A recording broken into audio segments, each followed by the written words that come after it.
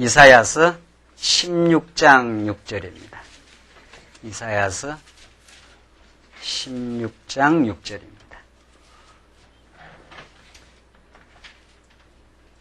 예, 찾으신 줄 알고 봉독드리겠습니다. 우리 하나님의 말씀 이사야 16장 6절입니다. 우리가 모압의 교만을 들었나니 심히 교만하도다. 그의 거만하며 교만하며 분노함도 들었거니와 그 과장이 헛되도다. 그러므로 모압이 모압을 위하여 통곡하되 다 통곡하며 길하레셋 금포도떡을 위하여 그들이 슬퍼하며 심히 근심하리니 이는 헤스본의 밭과 신마의 포도나무가 말랐음이라. 전에는 그 가지가 야셀에 미쳐 광야에 이르고 그 싹이 자라서 바다를 건넜더니 이제 열국 주권자들이 그 좋은 가지를 꺾었도다. 8절까지 우선 봉독드렸습니다. 우리 지금 이사야 말씀 가운데 하나님께서 선민에 대해서 진노하실 뿐 아니라 그 선민 우리 택한 백성, 선민 그 주변에 포진되어 있는 그 수많은 열방들, 여러 이방 나라들입니다.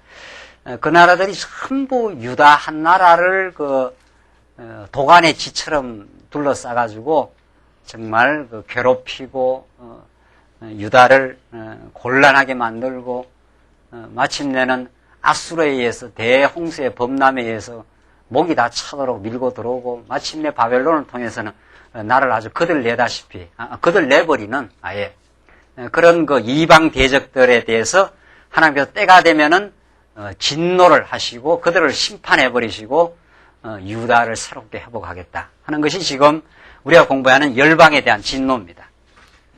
이게 왜 그렇게도 중요한 그 하나님의 그 생명의 말씀이 되는가? 자, 우리는 지금 선민에 대한 진노를 배우고 지금은 그 열방에 대한 진노입니다. 이게 왜 복음이냐 이 말입니다. 이걸 통해서 어떤 하나님을 우리에게 보여주고 있느냐 이게 포인트입니다. 그 이사야서에 대한 연구가 지금 굉장히 많이 쏟아져 나오고 있고 최근에는 아주 단행본으로 학위 논문으로 이렇게 많이 지금 쏟아져 나오고 있습니다. 그러나 이사야 말씀을 총체적으로 또 구약 성경 그 전체의 그 역사의 전망 속에서 이사야서를 보지 못하기 때문에 이런 말씀을 가지고 복음적으로 설명하기가 그렇게 쉽지 않습니다. 뭐 여러 나라가 나옵니다. 우리 지난 시간 쭉 확인한 대로 바벨론, 아수르,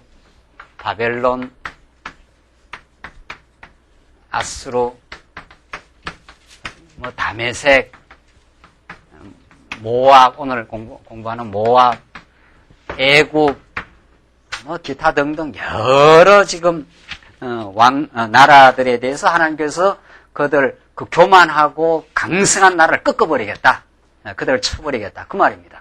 이게 뭘 지금 무슨 그 의미를 지금 가지고 있느냐? 거기에 대한 그 신학적 의미 부여, 어떤 하나님을 우리에게 보여주려고 지금 이 말씀을 하시느냐? 이것이 장차 그리스도 안에서는 어떻게 이루어지고 여러분과 저한테는 어떤 의미를 가지고 있느냐? 이것이 총체적으로 설명이 안 되면 참 이런 부분을 읽어나가면서 그 해석하기가 그렇게 쉽지를 않습니다. 그 원리를 모르면. 오늘 우리 교회 처음 나오신 그 가족이 있었는데, 처음 나오신 잠깐 식사하면서 이렇게 우연히 누가 인터넷을 들어가 보라고 해서 인터넷 들어가 보고, 아, 이거구나. 이렇게 해서, 꼭 이 교회를 찾아와야 되겠다 해서 자기가 찾아왔어요. 인터넷 그냥 약도를 보고, 인터넷에 있는 말씀을 듣고는, 그래서 이렇게 식사하면서 한 1-20분간 같이 대화를 나누고 이야기를 들어봤는데, 그렇게 성경을, 인터넷을, 말씀을 들으니까 쉽더라는 거예요. 아, 이거구나 말이죠. 성경이 이렇게 분명하고 쉽게 딱딱 결론이 떨어지는데, 그동안은 성경을 여기저기를 20여 년 동안 이렇게 교회를 다니면서 성경을 배워보고 말씀을 알아보려고 해도 그렇게 어렵고 복잡하고 할 길이 없더라는 거죠. 그게 오늘 처음 나오셔서 그 말씀을 듣는 그분의 그 소감입니다. 그럼 그럴 수밖에 없습니다. 그래서 제가 그랬어요. 그건 어떤 특정 목사님이 뭐 나빠서 그런 게 아닙니다. 그분이 배운 신학교, 더 나아가서 한국의 신학계가, 세계의 신학계가 성경을 창세기부터 계시록에 이르기까지 오늘 이사야서로 말하면 이사야서 전체를 통해서 지금 어떤 하나님을 보여주고 있느냐 하는 그 통일되고 일관된 어떤 메시지가 없어서 그렇습니다. 우리 성경을 여기저기 떼가지고 부분적으로 보면은 난감하기 짝이 없고 어렵기 짝이 없는 것이 성경이지만 성경을 줄기 잡아서 보면 이렇게 쉬울 수가 없습니다. 하나님께서 선민을 때리지만은 선민은 반드시 하나님께서 싸매신다. 이게 이사야의 큰 맥락이고 그 안에 선민을 괴롭게 만든 선민을 그렇게도 공박하고 선민을 두들겨 패고 어렵게 만든 열방을 하나님께서 진노해 버리고 열방은 위로가 없다. 하나님께서 열방을 완전히 이스라엘 백성들을 위한 열방으로 만들어 놓고 그들을 두들겨 패는 몽둥이로 하나님께서 교육적인 몽둥이를 쓰다가 그들을 아주 멸해버린다. 그래서 선민이 돌아와서 위로받고 약속대로 회복하게 하시는 여호와 하나님을 선민의 진노와 위로를 통해서 보여주되 열방은 아주 이스라엘 백성들을 괴롭힌 열방을 진노해버리겠다. 그게 지금 이사야서의 메시지예요. 그러니까 아주 이사야서는 간결한 거지요. 지금 이렇게 되어 있는데 우리 이 지금 그림이 이 복음을 얼마나 잘 보여주는지 모릅니다. 하나님을 얼마나 잘 보여주는지. 지금 아수르, 바벨론, 아람, 북이스라엘, 이게 에돔, 모압, 블레셋, 애굽 아닙니까? 이렇게. 그러니까 요 조그마한 한 나라를 중간에 놓고는 뺑뺑 둘러싸여 있어요. 그 다윗이 시편 20시편에서 대적이 나를 둘러싸서 진칠지라도 오히려 마음이 안연하리로다. 그게 다윗이 발견하는 그 하나님에 대한 고백입니다. 대적이 군대가 둘러서서 나를 진칠지라도 내 마음이 오히려 안연하리로다. 하나님이 자기 능력과 이스라엘 백성들을 보호하시는 섭리를 그런 방식으로 보여주는 거죠. 대적이 뺑뺑 둘러쌌다고 그랬어요. 그 연약한 다윗을 놓고 사울이 군대를 몰고 다윗을 얼마나 추격하고 멸망의 구렁텅이로 몰아가려고 그렇게 몰고 들어옵니까? 이스라엘 백성 그 나라를 보면 이렇게 돼 있어요. 이 얼마나 큰 나라예요. 아수르, 바벨론, 이 큰 나라 말이죠. 아람, 이 에돔, 오늘 여기 모압, 이 블레셋, 이게 애굽. 그러니까 요 조그만한 하나님의 택한 백성을 텀바구니에 넣어놓고 이렇게 몰아가니까 이 견딜 재간이 있습니까? 살아날 수가 있느냐 이 말이죠. 제가 늘 이 지도를 눈에 꼭 넣고 집에 들어가서 저 지도만 생각하면 돼요. 아, 내가 이런 형편이구나. 이런 형편이구나. 사단의 괴계에 꽉 둘러차 있습니다. 그래서 못 이깁니다. 우리 힘으로는 절대로 못 이겨요. 여기서 살게 하고 여기서 승리를 부과하게 해요. 누가? 선민과 열방을 다 지배하시는 여호와 하나님께서. 하나님이 택한 백성만 지배하는 게 아니고 온 역사를 다 한 손에 거머쥐시고 주관하시는 여호와 하나님. 그 이사야서 후반부에 가면 내가 빛도 짓고 어둠도 짓고 형통도 짓고 내가 어려움도 다 지어서 내가 이 모든 것을 지배하는 여호와라. 이렇게 좀 표현을 그렇게 해요. 하나님 우리 교회에 갇힌 하나님이 아닙니다. 하나님 우리 교회를 우리 택한 백성을 사랑하실 때 온 열방을 다 지배해요.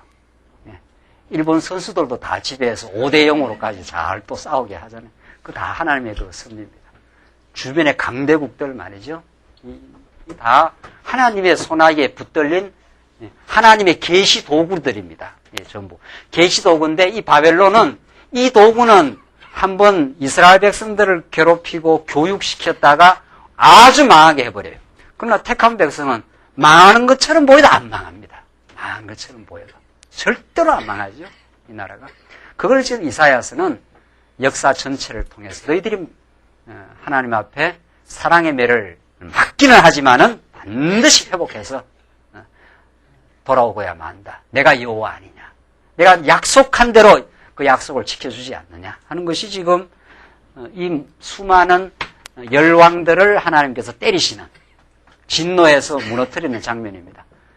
이것이 예수가 오셔서 그렇게 구약에서 이스라엘 백성 주변에 있던 나라를 다 멸망시켰던 하나님은 예수가 오셔서 사단을 완전히 괴멸시켜버리고 승리할 것을 보여주시고, 이 예수를 힘입어서 우리가 지금 우리를 괴롭히는 어둠의 권세를 지금 처복종시키고 있는 과정이에요. 그러니까 우리가 열방을 못 이긴다는 거죠. 우리가 하나님이 이기게 해줘야 이깁니다. 하나님이 이기게 해줘야. 이 복음의 능력이 이기게 해준다. 지금 모압, 그 다음 계속 나오는 다메섹, 이런 내용들이 하나하나 무너져 나가게 하시는 하나님의 역사를 우리의 삶으로 해석할 수 있습니다. 6절 보십시다. 그래서 모압이 어떤가 한번 봅시다. 우리가 모압의 교만을 들었나니 심히 교만하도다. 이 자들은 하나님을 모르니까 얼마나 교만해서 자기들의 능력이 대단한 걸 지금 자랑하는 거죠. 그의 거만하며 교만하며 분노함도 들었거니와 뭐라 했습니까? 과장이 헛되도다. 이 교만과 과장은 잘 어울립니다. 사람이 교만하면 말이죠. 있는 그대로 이렇게 말하는 게 아니라 이렇게 거품이 많은 거지. 과장법을 많이 쓴다는 거예요. 과장법을. 그게 어리석은 육신의 소욕이 발동되면은 그런 과장법이 나오는데, 이 모압이 그렇다는 거예요. 모압이. 어떻게 하든지 하나님과 같이 되고자 하는 그 마음이 과장하게 되는데, 모압이 지금 그래요. 그러므로 모압이 모압을 위하여 통곡하되 다 통곡하며 길하렛의 건포도떡을 위하여 그들이 슬퍼하며 심히 근심하리니, 통곡의 날이 온다는 겁니다. 이는 헤스본의 밭과 신마의 포도나무가 말랐습니다. 전에는 그 가지가 야셀에 미쳐 광야에 이르고 그 싹이 자라서 바다를 건넜더니 이제 열국 주권자들이 그 좋은 가지를 꺾었도다. 그러니까 막 싹이 자라가 바다를 건널 만큼 하니 문학적 표현인데, 그만큼 모압이 강성하고 교만하고 아주 과장법이 심하고 말이죠. 그렇게 위세를 떨치는 같았는데 하나님께서 그 가지를 다 꺾어버리겠다. 그러므로 내가 야셀의 울음처럼 신마의 포도나무를 위하여 울리라. 헤스본이여 엘랄레여 너의 눈물로 너를 적시리니 너의 여름실과 너의 농작물에 떠드는 소리가 일어남이라. 즐거움과 기쁨이 기름진 밭에서 떠났고 포도원에는 노래와 즐거운 소리가 없어지겠고 틀에는 포도를 밟는 사람이 없으리니 이는 내가 그 소리를 그치게 하였음이니라. 그냥 과장하고 교만하고 즐거워하고 말이죠. 이때 즐거움은 그 신령한 즐거움이 아니죠. 자기의 교만에 도취된 우리가 역사의 주관자다. 우리가 참으로 세지 않느냐 하면서 유다 나라를 이 모압이 많이 괴롭힌 나라인데, 이들의 그 즐거운 소리를 하나님께서 통곡 소리로 만들어 버리겠다.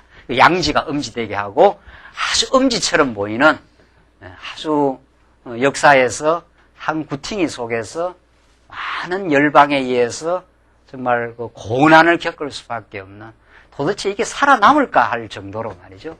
이 틈바구니 속에서 이 나라가 존속이 가능할까? 하나님이 이게 선택한 나라입니다. 선택한 나라가, 이 나라가 살아남을까 하지만 살아남을 것 같지 않는 유다 나라가 살아남고 승리하고, 역사의 패권을 쥐고 교만하기 이를 데가 없고 과장법이 심하고 말이죠. 아주 힘이 센 것처럼 보이지만 하나님께서 그들의 즐거움을 다 앗아가 버리겠다. 그래서 그들이 패망의 날이 다가오야 말 것이다. 이게 하나님께서 뒤바꾸는 역사입니다. 많이 우리가 애통하는 자 복이 있나니, 뭐라 했습니까? 애통하는 자 복이 있나니 그 위로를 받을 것이며, 있지 않았어요? 애통하는 자. 우리가 많이 죄악 가운데서 시달리고 애통하고 괴로워하고 패배하는 것처럼 보이지만 그것은 그 승리의 기쁨을 맛보게 하시려는 하나님의 그 패배의 과정일 뿐입니다. 그러니까 우리 택한 성도는, 하나님의 자녀는 패배하는 것처럼 보이지만 승리하고, 이 오늘 모압처럼 교만하고 과장이 심하고 말이죠.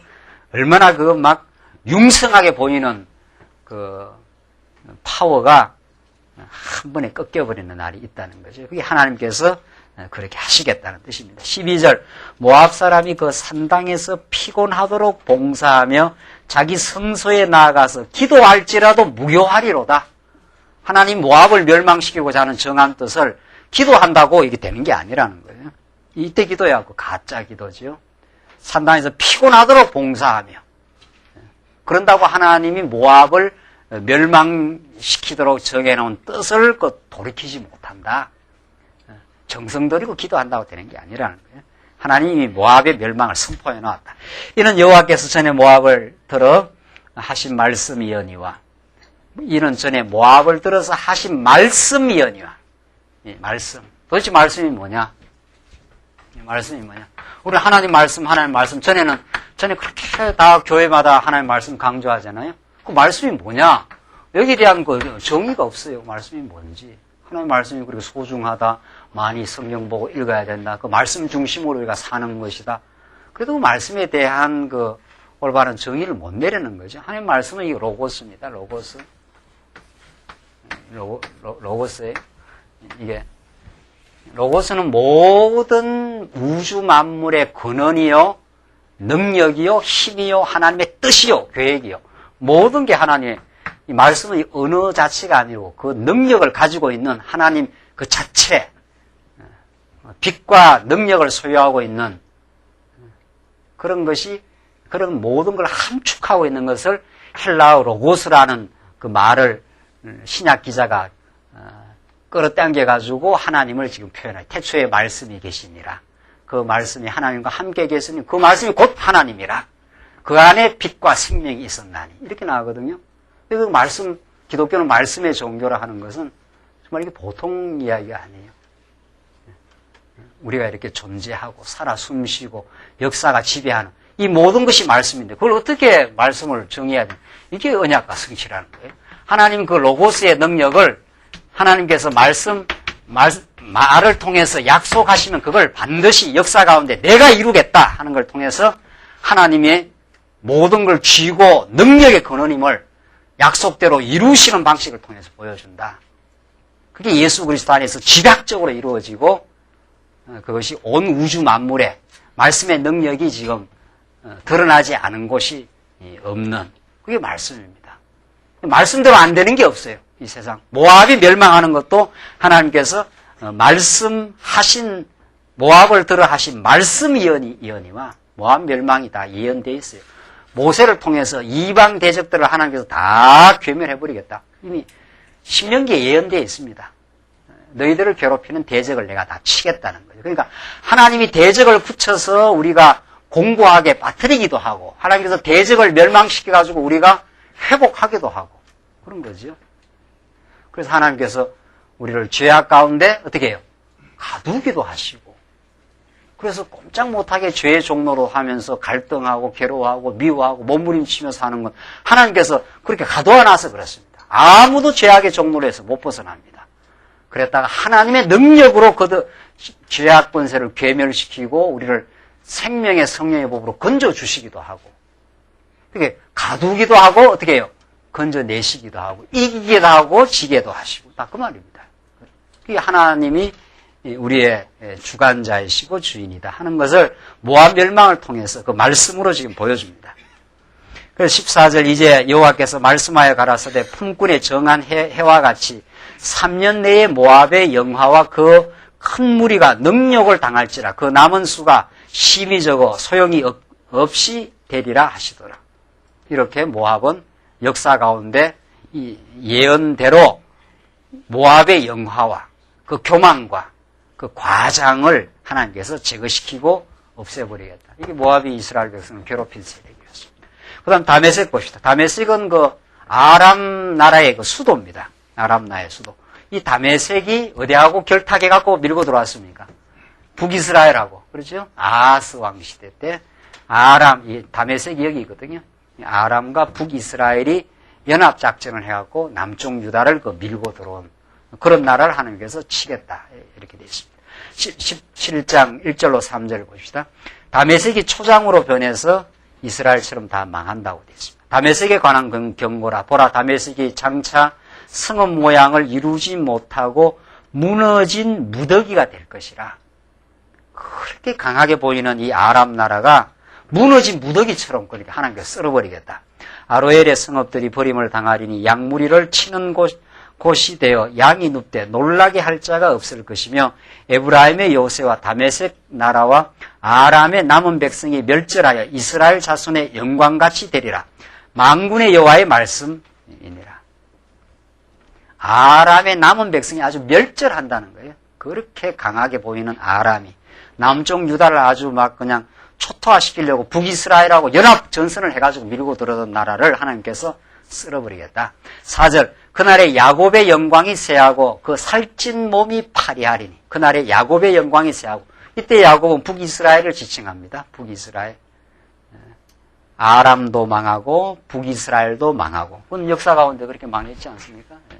북이스라엘은 721년 아수르에서 망하고, 괴롭히던 모압도 망하고, 지금 아람도 전부 남쪽 유다, 이게 이제 역사의 핵심인데, 이들이 전부 남쪽 유다를 지금 공격하고 괴롭히던 나라들을 하나님께서 그 살찐 몸이 파리하리니, 아주 건강한 튼튼한 살찐 몸처럼 보이는 그 몸이 파리하게 된다.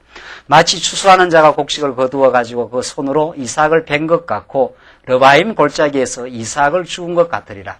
그러나 오히려 주울 것이 남으리니, 이게 이제 북이스라엘을 지칭하는 거니까, 오히려 주울 것이 남으리니, 북이스라엘이 망합니다. 나중에 아수르에서 망하는데, 나중에 그 남은 자가 남쪽 유다가 회복하고 돌아올 때 같이 남은 자가 돌아온다는 그 예언이 있습니다. 그러니까 나라는 망하고 북이스라엘은, 원래 북이스라엘은 다 유다 나라였으니까, 다윗의 지파였으니까, 나라는 다윗을 떠난 북이스라엘은 아주 망해버리고 다윗에 붙어있게 하신 남쪽 유다가 하나님께서 지켜주시는데, 나라는 망해도 거기에 남은 자가 있다고 했습니다. 남은 자. 이 남은 자가 있다는 사상을 로마서 공부한 대로 이 시대에도 이스라엘을 망하게나 끊어버리지만 그 남은 자를 하나님께서 구원해내시고 계속 이제 역사를 이끌어간다. 그 남은 자 사상이 굉장히 중요하죠. 그 남은 자가 무슨 행위로 의로워서 그런 게 아니라는 거죠. 다 똑같이 범죄했지만은 하나님께서 은혜를 베풀어서 남겨주신 거죠. 그러니까 오늘 신약교회도 남은 자입니다. 신약교회도 범죄로 말하면, 행위로 말하면 다 망해야 되지만은 하나님께서 우리를 남은 자로, 이 시대에 하나님의 은혜를 받는 자로 지금 남겨주셔서 우리가 지금 이렇게 이 말씀 듣고 있는 겁니다.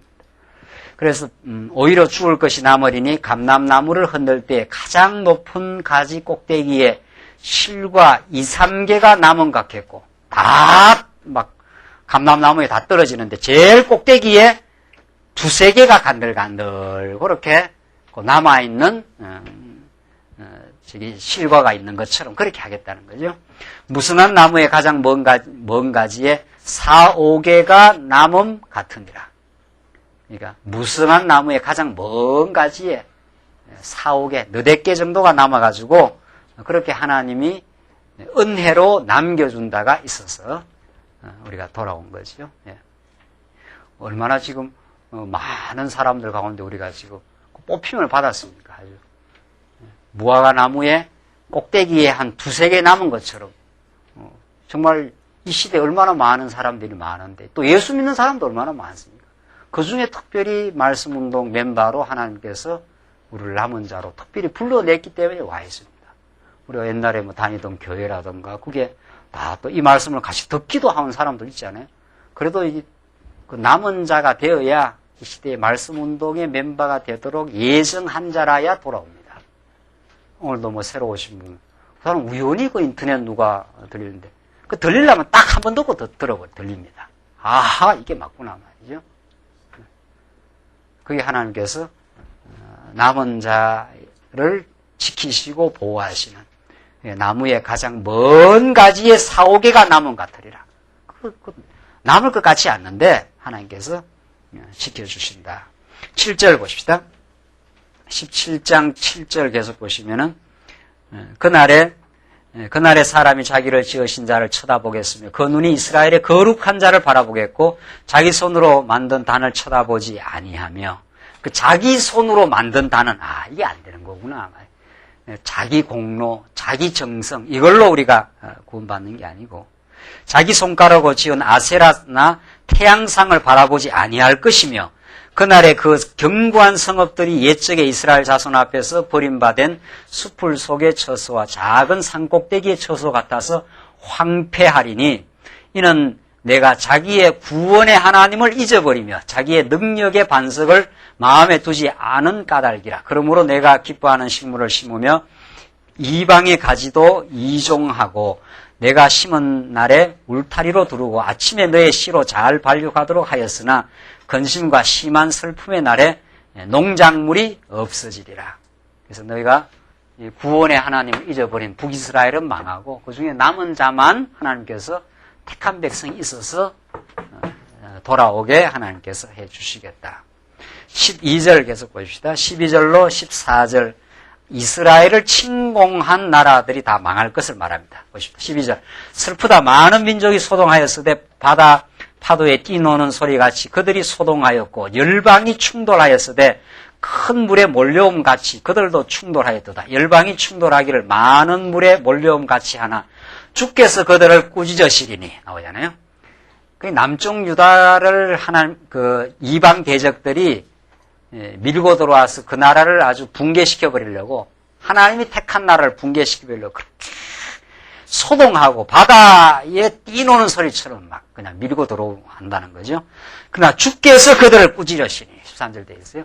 하나님이 심판의 날이 닥치면 그렇게 강대하게 밀고 들어오는 그 열방들을 하나님께서 다 제거시켜버린다.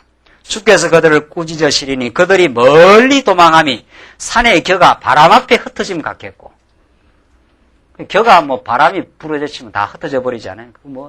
그 능력이 있는 게 아니다는 거죠. 하나님 앞에 서면은 절대 주권을 가지고 있는 하나님 앞에서 누가 그 힘이 있느냐 이 말입니다. 지금 폭풍 앞에 떠도는 티끌 같을 것이라. 이게 얼마나 그 문학적 표현이 재밌습니까? 폭풍이 불어닥치면 떠도는 티끌처럼 이렇게 강한 나라들, 이 열방들 말이죠. 이들이 유다 나라를 진멸시키려고 소동하고 말이죠. 아주 큰 물이 막 몰려옴 같이 자기들끼리 충돌하면서 몰려오지만 하나님께서 한번 꾸짖으시면은, 하나님께서 한번 입김을 한번 불어제끼면은 폭풍 앞에 떠도는 티끌 같다. 그러니까 결국 이사야는 이 수많은 그 열방 대적들, 이 강하게 보이는 나라들을 들어가지고 남쪽 유다를 아주 몰아가고 역사의 그 모퉁이로 아주 천길만길 낭떠러리로 밀어붙이려고 하는 이 강하게 보이는 세력들이 하나님이 등장을 하시면, 진짜 강한 하나님이 등장하시면 폭풍 앞에 떠도는 티끌처럼 이게 아무것도 아니다. 이들을 의지하지 말라. 그 말이죠. 나만을 너희가 의지하고 내가 역사를 지금 경영하시고 세계를 경영하는 참된 주관자다. 이사야의 메시지입니다. 그러니까 내가 온 만물을 주관하는 역사의 진정한 주인이다. 이걸 지금 열방의 진노를 통해서 지금 보여주고 있습니다. 이것이 진짜 우리들한테 그 생명의 양식입니다. 이것이 양식입니다. 예수 그리스도 한 분 딱 십자가에 매달아 놓고 얼마나 많은 그 열방들이 오늘 이 표현대로 이렇게 파도에 뛰노는 소리처럼 거칠게 그냥 예수 그리스도를 농락하고 자기들의 그 승리를 외치고 그렇게 했지 않았어요? 그러나 그 연약해 보이는 십자가 위에 매달리신 예수 그리스도 말이죠. 그가 3일 만에 부활해서 온 사망 권세를 해치고 부활할 줄 어떻게 알아요? 이게 하나님이 사랑하시는 택한 백성들을 연약하게 보이지만은 참으로 강한 힘을 부여하는. 그 사도 바울이 뭐를 자랑한다 그랬어요? 사도 바울이 내가 뭘 자랑한다 그랬어요? 내가 약한 걸 자랑하겠다 이렇게 말합니다. 참, 이건 정말 세속적인 사고방식은 도저히 이르를 수 없는 진리의 메시지입니다. 세속에서는 다 우리가 강해지려고 하잖아요. 다 강해지려고. 약하면 죽는다는 거 아니에요? 다 강해지려고 해도 강해지려고 하기 때문에 과장을 하고 말이에요. 그래서 사도 바울은 내가 이제는 약한 것을 내가 자랑. 한번 보십시다. 고린도 후서. 이건 한번 보고 확인하고 지나갑시다. 하나님이 섭리하시는 그 원리가 어떤지를 고린도 후서 12장 보십시다. 12장 7절을 보십시다. 고린도 후서 12장 7절. 남쪽 유다를 얼마나 그 약하게 해놓고 대적들의 틈바구니에 집어넣고 승리의 길로 이끌어 가시는가를 사도 바울은 자기의 삶을 통해서 그렇게 표현합니다. 7절 봅시다. 여러 계시를 받은 것이 12장 7절 고린도후서 여러 계시를 받은 것이 지극히 크므로 너무 자고하지 않게 하시려고 내 육체의 가시 곧 사단의 사자를 주셨으니 이는 나를 쳐서 너무 자고하지 않게 하려 하심이니라. 이것이 내게서 떠나기 위해 내가 3번 주께 간구하였더니 내게 이르시기를 내 은혜가 내게 어떻게 해요? 족하도다. 이는 내 능력이 어떻게 해요? 약한 데서 온전하여짐이라 하신지라. 이러므로 도리어 크게 기뻐함으로 나의 여러 뭐라 그랬습니까? 약한 것에 대하여 자랑하리니 이는 그리스도의 능력으로 내게 머물게 하려 함이라. 그러므로 내가 그리스도를 위하여 약한 것들과 능력과 궁핍과 핍박과 곤란을 기뻐하노니 이는 내가 약할 그때 곧 강함이니라. 참 역설 중에 역설이고 이게 진리입니다. 우리가 예수 앞에 서서 세속적인 사고방식으로 말이죠. 예수 앞에서 자꾸 강해지려고 하고 말이죠. 그걸 사도 하나님께 바울을 약하게 만들어버리는 그 섭리. 그것에서 강력한 그리스도의 능력이 드러나도록 말이죠. 그 사도 바울이 약하게 보이고 이리저리 쫓겨다니게 해도 사도 바울을 세상이 어떻게 좌절시킬 수가 없어요. 사도 바울의 그 신앙을 약하게 보이는 강하신 그리스도를 붙들었기 때문에 이렇게 약하게 보이잖아요. 이런 강대국의 틈바구니 속에 넣어놨지만은 가장 강한 나라였습니다. 안 망한 나라였어요. 망하는 것 같지만 안 망하는 나라가 남쪽 유다라는 거죠. 하나님께서 우리를 약하게 하고 공고를 주실 때 우리가 많이 괴로워하고 무너지는 것 같아도 그 속에 하나님의 능력의 손길이 있고 우리를 강력하게 붙드는 우리가 약할 그때 가장 강력한 하나님의 그 살아있는 역사, 그게 나타난다는 거죠. 그래서 주께서 그들을 한번 꾸짖어버리면 폭풍 앞에 떠도는 티끌로 만들어버리겠다. 내가 진짜 절대 강자가 아니냐. 하나님께서 그렇게 지금 이사야를 통해서 남쪽 유다를 향해서 외쳐주는 거죠. 지금. 왜냐하면 이 남쪽 유다가 지금 계속 아하스 왕이 아수르를 지금 의지하고 지금 벌벌 떨고 있는 거거든요. 아수르를. 지금 아람하고 북이스라엘이 쳐들어오니까 이 나라가 강한 줄 알고 그러니까 아니야. 내가 한번 등장하면은 바벨론이건 아수르건 다메섹이건 모압이건 내가 그냥 티끌로 만들어버린다. 폭풍을 불어가지고 다 이거 멸해버린다는 거예요. 다 멸해. 그날에 너희가 내가 여호와인 줄을 너희가 알게 될 것이다. 그렇게 지금 말씀하고 있는 거죠. 이게 예언입니다. 이게. 이 예언이 그대로 역사 가운데 이루어져서 남쪽 유다는 승리하고 말았어요. 돌아오고 말았어요. 망했는 것 같아도 돌아와서 안 망한 거지요. 14절 보라 저녁에 두려움을 당하고 아침 전에는 그들이 없어졌나니 이는 우리를 노락한 자의 분깃이요 우리를 강탈한 자의 보응이니라. 그 강탈한 자를 하나님께서 다 보응해버리겠다. 이게 신원하시는 날이라 그래요. 모든 우리가 택한 백성들의 그 고통을 받았던 날, 그 모든 고통과 어려움을 다 풀어주시는 날, 한풀이 아시지 않습니까? 한풀이는. 우리가 얼마나 이 땅에서 많은 그 한이 많습니까? 죄악에 시달리고 애매한 일에 시달리고 참 그 고통을 받고 말이죠. 그 몸부림을 치고 이게 사단 권세가 우리를 공략해 들어오는 장면이거든요. 그래서 우리를 괴롭게 만들고 말이죠. 우리 하나님의 택한 백성이 신음을 하다시피 때로는 말이죠. 통곡하다시피 하나님 앞에 울부짖는 날이 다 있었지 않았어요? 지금도 있을 수 있어요. 지금 하나님께서 우리를 몰아가시면 말이죠. 하나님 어떻게 해야 이게 됩니까? 말이죠. 이렇게 몰아가니까 이 기도 안 하게 됐습니까? 이렇게 하나님께서 뺑뺑 몰아갖고 그냥 몰아서 들고 치는데 말이죠. 하나님이 남쪽 유다를 낮추고 기도하지 않으면 안 되도록 하나님 앞에 두 손 들도록 그렇게 만드시는 하나님. 두 손 들었다는 건 다 당신이 하셔야 됩니다. 이게 내 모든 그 힘을 다 놓는 자리거든요. 그 자리가 가장 강한 자리입니다. 이제 하나님께 모든 걸 의탁해버리면은 하나님 망하게 하시려면 아주 망하게 할 수도 있고 나를 이 망하는 것 같아도 살릴 수 있는 분이 당신입니다. 이렇게 되는 거죠. 그게 이제 평화가 임하고 그게 확신과 담대함이에요. 내가 이 집 난관을 뚫고 나가려면 하나님께서 점점점 어렵게 꼬이게 만들어버린다는 거 아니에요? 아이고 안 됩니다. 하나님이 죽이려면 죽이고 살리려면 살리십시오. 당신이 지금까지 인도에 오셨고 앞으로도 인도에 가실 겁니다. 당신이야말로 내 인생의 주관자였습니다. 우리 교회를 지금 다스리고 인도에 가시는 분입니다. 그 고백 만들어내요. 이렇게 몰아붙이는데 이 고백 안 나오게 됐습니까? 여기서 살겠어요? 몸부림친다고? 동서남북으로 다 막혔어요. 서쪽은 바다고. 밀고 들어오면 바다에 빠지거나, 어디로 내뺄 데가 없어요. 갈 데가 없이 어디로 가야만 살도록 예수 안으로 가야 산다. 이렇게 되어 있습니다. 택한 백성. 이게 복음입니다, 이게. 예수 안에 가야 살도록, 하늘을 쳐다봐야 되도록 만드신 하나님. 그것이 지금 하나님께서 지금 그렇게 괴롭히는 열방들을 지금 치시고 심판하고 모든 원한들을 풀어주는 그 통쾌한 지금 장면이 18장 보시다. 18장 구스에 관한 예언입니다.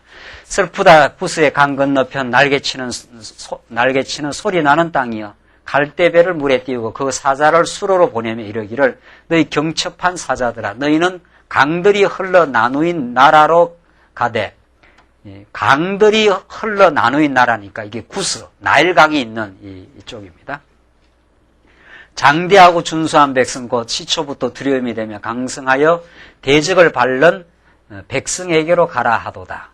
그래서 사자들이 그 구스에서 오는 걸 다 되돌려 보내버린다 이런 뜻입니다. 3절 세상의 모든 거민 지상에 거하는 너희여 산들 위에 기호를 세우거든 너희는 보고 나팔을 불거든 너희는 들을지어다. 산들 위에 기호를 세우거든 너희는 보고 나팔을 불거든 너희는 들을지어다. 이게 하나님께서 이제 구스를 심판하시는 날입니다.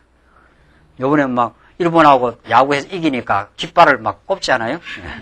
그 마운드 위에다가 막 우리나라 태극기를 꽂고 이제 이게 승리했다, 우리가 이겼다 할 때는 깃발을 흔들고 막 그 승리를 표현하는 그 장면입니다. 그러니까 승리가 하나님의 손에 달려 있다. 구스 너희들이 강해 보이고 남쪽 유다를 괴롭히지만 내가 이제 한번 들면은 하나님의 능력이 임하시면 이런 말이죠. 4절 여호와께서 내게 이르시되 내가 나의 처소에서 종용히 감찰함이 쬐이는 일광 같고 가을 더위의 운무 같도다. 내 처소에서 종용히 감찰하는 쬐이는 일광같이 이제 등장한다. 하나님께서 추수하기 전에 꽃이 떨어지고 포도가 맺혀 익어갈 때 내가 낫으로 그 연한 가지를 베며 퍼진 가지를 찍어버렸어. 그 추수하기 전에 꽃이 떨어져 버리고 포도가 맺혀 익어갈 때 싹 다 베버린다는 거예요. 그 열매를 못 맺는다. 너희 나라들은. 하나님 택한 백성이라야 열매를 맺지. 너희들은 강성하게 막 보이고 힘이 있어 보이지만 실제는 다 필망한다. 반드시. 6절 산의 독수리들에게와 땅의 짐승에게 끼쳐주리니 산의 독수리들이 그것으로 과하하며 여름을 지나며 말이죠. 땅의 들짐승들이 다 그것으로 과동하리라. 이건 겨울을 보낸다는 거죠. 하셨습니다. 그때 강들이 흘러 나누인 나라의 장대하고 준수하며 시초로부터 두려움이 되며 강성하여 대적을 밟는 백성에게서 만군의 여호와께 드릴 예물을 가지고 만군의 여호와의 이름을 두신 곳 시온산에 이르리라. 이들이 다 강성해 보여 다 망하고 결국 하나님 앞에 벌벌 떨게 된다. 지금 그런 말입니다. 그만큼 강한 자가 약해지고 약해 보이는 자를 들어서 강하게 하시는 하나님. 이 언제나 그 역전시키는 하나님. 그게 하나님의 섭리이기 때문에 우리는 약해 보이지만은 그 강하신 하나님의 인도와 함께 하신 그 임마누엘 하나님이십니다. 19장 보시면은 애굽입니다. 이 애굽은 얼마나 오랫동안 이스라엘 백성의 대적입니까? 이는 아주 긴 역사를 가지고 이스라엘 백성은 400년 종살이하고 가끔 와서 괴롭히고 말이죠. 애굽을 하나님께서 어떻게 하시는가 한번 보십시다. 애굽이 망해서 아주 잔인한 군주의 통치를 받을 걸 경고하는데 애굽에 관한 경고라 보라 여호와께서 빠른 구름을 타고 애굽에 임하시리니 애굽의 우상들이 그 앞에서 떨겠고 애굽인의 마음이 그 속에서 녹으리로다. 그가 애굽인을 격동하사 애굽인을 치게 하시리니 이거는 이제 막 자기들끼리 전쟁 일어나게 애굽인을 들어가지고 격동해서 애굽인을 치게 만들어버리는 항상 하나님의 전법은 그 사단 권세는 저들끼리 이렇게 싸워가서 이렇게 자폭하도록 그렇게 만들어 버리는 게 하나님의 그 전략 중에 하나입니다. 그들이 각기 형제를 치며 각기 이웃을 칠 것이요 성읍이 성읍을 치며 나라가 나라를 칠 것이며 애굽인의 정신이 그 속에서 쇠약할 것이요. 예. 그 애굽인의 정신이 점점 쇠약해지도록 만들어버릴 거라는 거죠. 그 도모는 그의 파한 바가 되리니 그들이 우상과 마술사와 신접한 자 요술계에게 물으리로다. 그가 애굽인을 잔인한 군주의 손에 붙이시리니 포악한 왕이 그들을 치리하리라. 주 만군의 여호와의 말씀이니라. 이 말씀대로 다 애굽인을 다 쇠약하게 만들어 버리겠다. 그 제국의 멸망사를 공부해 보면은 제국들이 멸망할 때 처음에는 다 막 그 강성하고 말이죠. 아주 강한 기백이 있고 하다가 나중에 되면 전부 황폐해지고 퇴락해지고 그 나라가 그 쾌락에 물들고 정신이 쇠약해집니다. 다. 나라가 다 망할 때는. 그 로마도 그렇게 망하고 말이죠. 그렇게 사치스럽고 부귀와 영화를 누리고 좀 그렇게 해서 그 정신이 다 쇠약해요. 구라파 그렇죠. 지금 미국 그렇죠. 다 잘 먹고 잘 살고 하면은 그게 하나님의 은혜인 줄 알고 정신이 살아나고 말이죠. 하나님의 은혜에 감사하고 건전한 정신으로 사는 게 아니에요. 그 풍요를 주니까 말이죠. 그 풍요 속에서 정신이 오히려 그 쇠약해지고 점점 쾌락에 흐느적거리는 그게 제국 멸망사입니다. 그러니까 우리가 하나님 앞에 이렇게 건전하게 기쁨으로 살 때 자고할 일이 하나도 없다는 거죠. 자고할 일이 없습니다. 하나님께서 안 붙드시면 너나 할 것 없이 이게 쇠약해집니다. 너나 할 것 없이. 하나님께서 북이스라엘뿐만 아니죠. 이 나라를 은혜로 베풀었는데 예수님 당시에는 이스라엘이 그 교만했지 않았어요. 교만한 이스라엘을 끊고 정말 구하지 않은 이방 땅에 하나님께 은혜를 베푸심. 우리 말씀운동 이 말씀이 다 그걸 가리키는 거 아닙니까? 우리가 언제 하나님 앞에 충성하고 봉사하고 우리가 정신이 똑발라서 예수를 믿었느냐? 하나님이 붙들어 주셨고 감사할 일밖에 없고 은혜로 살았고 우리가 이렇게 말씀을 깨닫고 교회가 자란다더라도 우리의 공로가 아니다 말이죠. 그게 우리가 끝까지 하나님께서 은혜를 베푸시면 지키는 정신입니다. 하나님의 은혜로 살았습니다. 은혜로 우리가 이렇게 진리를 지켜가고 변질 없이 지키고 있습니다. 김 목사 마음을 살짝 흐트리면은 이게 말씀이 빗나갑니다. 여러분도 하나님께서 살짝 흔들어 놓으면은 이 말씀 빗나가게 돼 있어요. 하나님이 쇠약하게 만들기 시작하면은 변질되게 만들려면은 지도자의 마음을 슬쩍 건드리고 세속에 물들게 한다든가 하나님께서 얼마든지 하십니다. 얼마든지.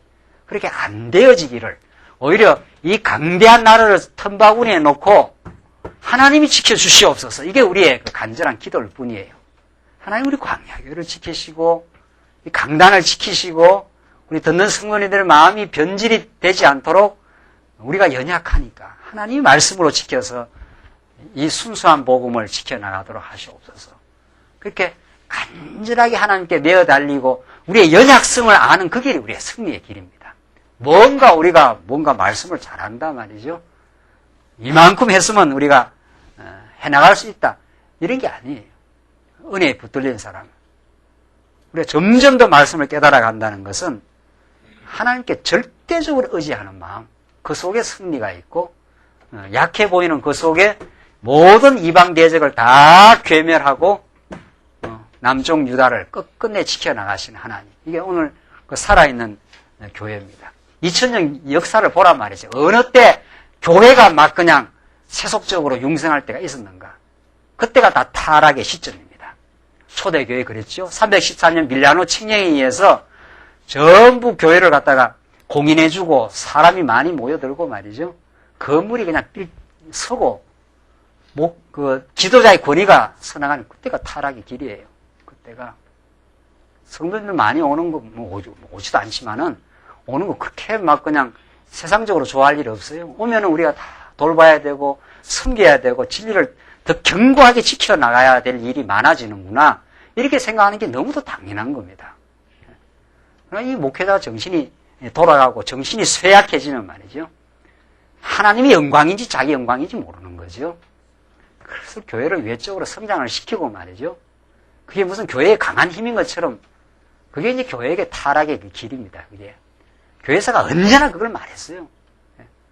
로만 캐톨릭의 그 핍박을 받고 할 때 16세기에 얼마나 종교개혁자들이 살아있었고 말이죠. 절대적으로 하나님을 의지하고 그 속에 평화와 기쁨이 있었어요. 17세기, 18세기 넘어가면서 교회가 안정되고 더 커지고 하면서 서서히 무너져 나갑니다. 또 구라파 교회가. 그러니까 지금이 좋은 겁니다. 우리 광야교회 지금이 기둥이 있고 지금 다 좋은 거고, 물론 뭐 좀 더 넓은 데 가는 게 나쁜 건 아니에요. 넓은 데 가야 되겠죠. 또 사람이 많아지면 어떻게 있겠어요. 그럴수록 하나님이 하셔야 합니다. 하나님이 우리를 지금까지 잘 지켜왔습니다. 정말 하나님이 안 지켜 안 왔으면 우리가 이 말씀 듣겠어요? 하나님 정신을 그 속에서 쇠약하게 해버리면은 멸망이에요.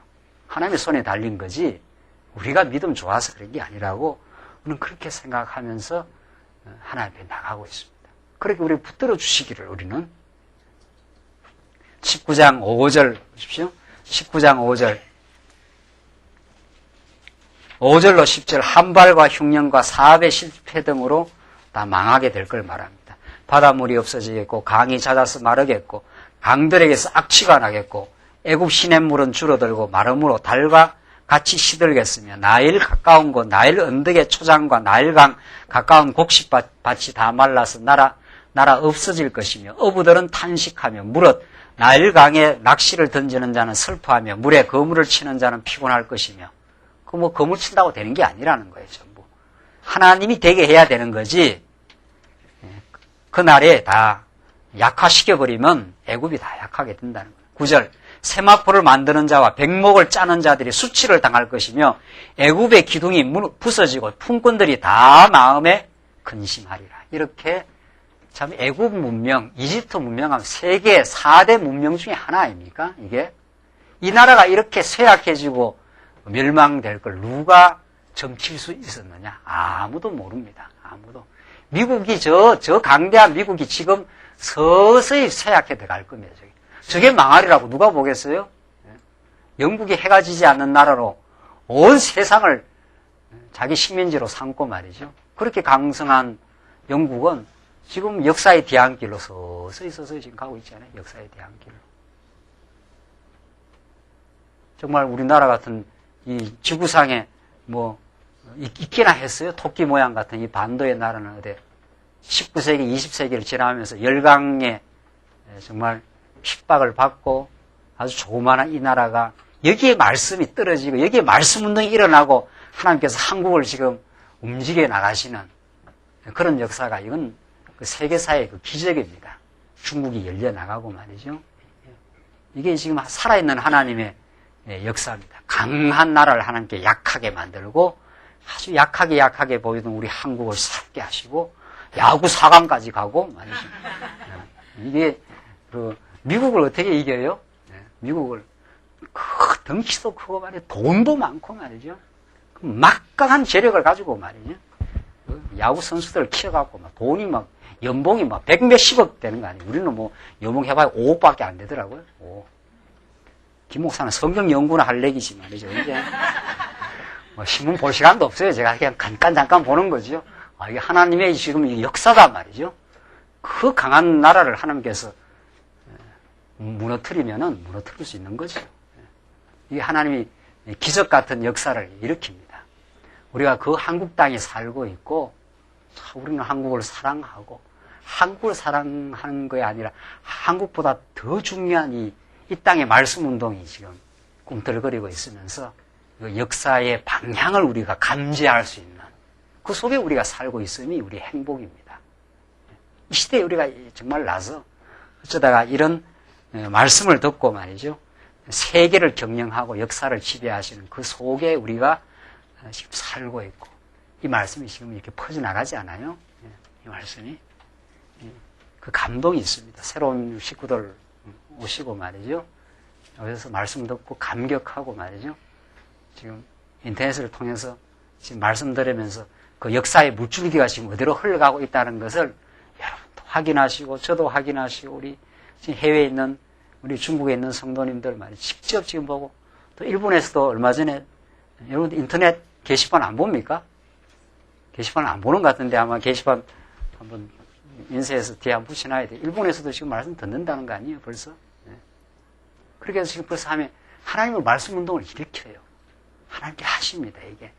이게 김규 목사가 하는 일도 아니고, 우리가 뭐 계획하고 의도한 데 있는데, 하나님의 계획이 있어서 하나님께서 진리 운동을 지금 하게 하셔요. 그래서 11절, 이제 결론지에 갑시다. 19장 11절 보시면은, 11절로 15절, 애굽의 지혜를 어둡게 하여 잘못 가게 하신다 합니다. 참 묘한 말씀이 나옵니다. 한번 보십시다. 소환의 방백은 극히 어리석었고 바로의 가장 지혜로운 모사의 모략은 우준하여졌으니 너희가 어떻게 바로에게 이르기를 나는 지혜로운 자들의 자손이라 나는 옛 왕들의 후예라 할 수 있으랴. 너희 지혜로운 자가 어디 있느냐? 그들이 만군의 여호와께서 애굽에 대하여 뭐라 했습니까? 정하신 뜻을 알 것이요 곧 내게 고할 것이니라. 참 이게 하나님이 이게 정하신 뜻, 이게 예정, 작정할 때 이게 정해놨다. 이 성경에서 이게 가장 중요한 단어예요. 이게 작정해놓고 예정해놓았다. 애굽을 향하여 정해놓은 때가 있다. 심판의 날이 있다. 그 강대한 이집트 문명을 하나님께서 무너뜨리는 그 날이 있다. 이걸 누가 피하겠느냐 이 말이죠. 13절 소환의 방백들은 어리석었고 노베 작정들은 미혹되어도다. 그들은 애굽 지파의 모퉁이 돌이거늘 모퉁이 돌이니까 얼마나 요긴한 그 자들이라는 거죠. 소환의 방백들 말이죠. 그 애굽의 그 방백이니까 그 지도자들입니다. 방백 그 통치자들이죠. 그런데 애굽 지파의 모퉁이 돌이거늘 애굽으로 거룩하게 하여 했도다. 그 지도자들이 그 애굽 나라를 거룩하게 만들었는데 왜 그런가 나온가? 14절 한번 봅시다. 14절. 왜 그렇게 됐는가 하면은 여호와께서 그 가운데 뭐라 했습니까? 사특한 마음을 섞으셨으므로 그들이 애굽으로 매사에 잘못 가게 함이 취한 자가 토하면서 비틀거림 갖게 하였나니. 참 성경 재밌나네. 네. 이게 뭐 사특한 마음을 성경에 또 이런 말씀도 있었냐? 이야 이거 그렇죠? 여호와께서 그 가운데 사특한 마음을 섞었다 그래요. 성경에 또 이런 말씀이 있는 줄 몰랐죠? 네. 그냥 이 나라가 망했는가 보다. 애굽이 아니에요. 애굽의 그 소환의 방백들, 그 통치자들입니다. 그러니까 그 자들이 아주 모퉁이처럼 요긴한 지도자들이죠. 그 한 나라가 망하게 하려면은 총리가 골프를 치게 한다든가 뭐 이런 거 있잖아요. 그러면 이제 나라가 휘청휘청 하는 거죠. 골프가 나쁜 거 아니에요. 골프가 좋은 거죠. 3.1절 날 그렇게 잘못된 그 골프를 친 거죠. 잘못되게. 그러면 이제 나라가 휘청휘청 하는 거죠. 휘청하는 거죠. 하나님께서 지도자의 마음을 한번 사특한 마음을 줘버리면은 애굽이 살아남을 수가 없어요. 이게 정말 나라가 강성해지고 강성해지지 않고는 하나님의 손에 달렸지, 그 지도자의 뭐 영특함이라든가, 그 지도자의 뭐 명철이라든가, 그게 다 인본주의적 역사관입니다. 인본주의적 역사관. 중국에 지금 후진타오라는 지금 그 지도자가 말이죠. 그 개혁 정책을 지금 계속 지금 밀고 나오고 있지 않아요? 그 사람이 잘하는 게 아니에요. 그 사람이. 하나님께서 중국이라는 저 거대한 나라를, 저 잠자는 그 사자를 지금 움직여서 21세기에 새로운 역사를 하나님께서 쓰겠다. 이렇게 하면 덩소평 후진타오한테 계속 개방 정책을 하게, 그렇게 그 마음을 움직입니다. 하나님께서. 저 거대한 나라가 지금 막 움직여 나오고 있잖아요. 그 옛날처럼 그냥 주계장막에 갇혀가지고 계속 공산주의 그 정치 이념에 사로잡히게 하면 그 나라가 움직이겠어요? 하나님께서 그 나라를 지배하십니다. 애굽의 그 소환의 방백들에게 사특한 마음을 섞어버렸다 하지 않았어요? 제가 이 성경 처음에 보고는 좀 뒤로 까무라칠 정도로 놀랐어요. 이야, 진짜 하나님이 인간 마음을 이렇게 어지럽게 만들어버리면 어지럽게 되는 거구나. 못 말립니다, 인간 마음. 하나님이 바른 정신을 주면은 바르게 되는 겁니다.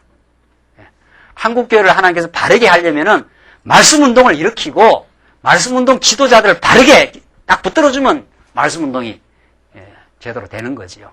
하나님께서 마음을 흐트려버리면은 계속 강단은 흐트러지고 말이죠. 그렇게 해버리면 그렇게 넘어지는 거예요. 그렇게 하면은. 그걸 누가 말리겠냐 말이죠. 사람이 스스로 쓰질 않습니다. 스스로. 하나님이 붙들어줘야 되고, 여호와께서 그 가운데 사특한 마음을 섞으셨으므로 그들이 애굽으로 매사에 잘못 가게 함이 취한 사람같이 만들어버렸다. 이 뭐 정신이 뭐 취해가지고 지도자 정신을 흐려버리니까 꾹꾹하는 거죠. 예.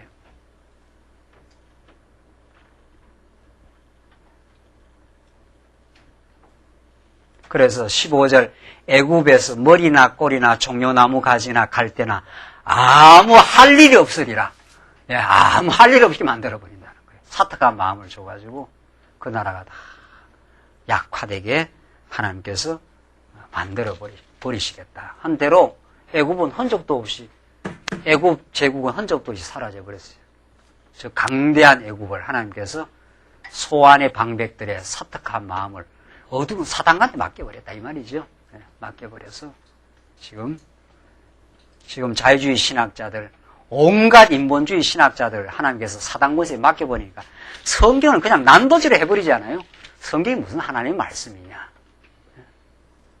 JDEP 해가지고 말 성경은 온갖 J문서, E문서, 뭐 P문서라 해서 성경은 온갖 다양한 문서들을 갖다가 그냥 수집해 놓은 하나의 일반 책이나 다름없다. 이게 200년 동안 자유주의 신학자들의 그 사고방식이요 성경관입니다.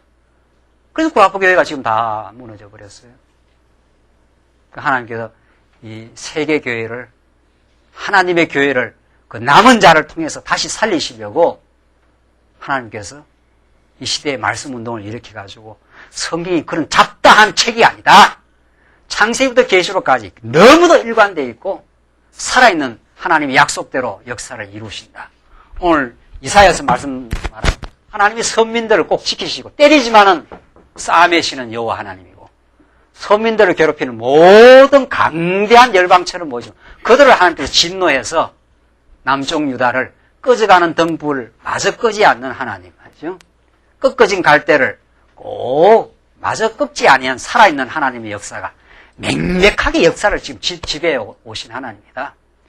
그 약속대로 예수가 오셨고 약속대로 성령이 오시고 약속대로 지금 복음의 정인들을 하나님께서 한 시대도 놓치지 않고 이끌어 오시면서 하나님께서 말씀 운동의 지금 정인들로 지금 우리를 지금 삼으신 거예요. 이 얼마나 복된 자리에 있는지 모릅니다. 하나님 살아계신 하나님을 지금 발견하게 하고 말이죠. 정말 우리가 얼마나 하나님의 그 인도를 지금 느끼면서 지금 하나님이 우리를 지금 지배해 가고 계십니다. 우리를 괴롭히던 모든 사단 권세들을 우리의 모든 육신의 소욕들을 말씀으로 하나님께서 이스라엘을 괴롭히는 열방을 진노하고 멸해 나가듯이 하나님 여러분과 저에게 말씀으로 붙들리게 하시고 우리를 괴롭히는 육신의 소욕들을 지금 하나님께서 처복종시키는 역사를 통해서 우리가 승리를 구가하도록 그래서 이 말씀 듣고 하나님이 역사의 주인이십니다. 지금 은혜로 우리를 붙들었습니다. 이런 고백을 만들어내게 하십니다. 기도하십시다. 우리 자비하신 하나님 아버지 살아계셔서 역사를 지배하시되 남쪽 유다를 끝끝내 보호하시고 때리시지만 회복시키시는 우리 하나님 아버지 그 강대한 열방 제국들을 하나님께서 한 시대에 쓰시고 하나님이 진노하심으로 다 진멸시키신 하나님의 그 능력의 말씀을 지금 오늘도 확인했습니다. 살아계셔서 지금도 역사를 주관하시되 이 시대의 말씀 운동을 통해서 특별히 우리 광야교회를 하나님께서 지금까지 세우시고 붙들어 주시고 하나님의 작정된 영혼들을 불러주심을 감사합니다. 하나님의 은혜의 영광만을 찬양하는 교회 되게 하시옵소서. 예수님 이름으로 기도하옵나이다. 아멘.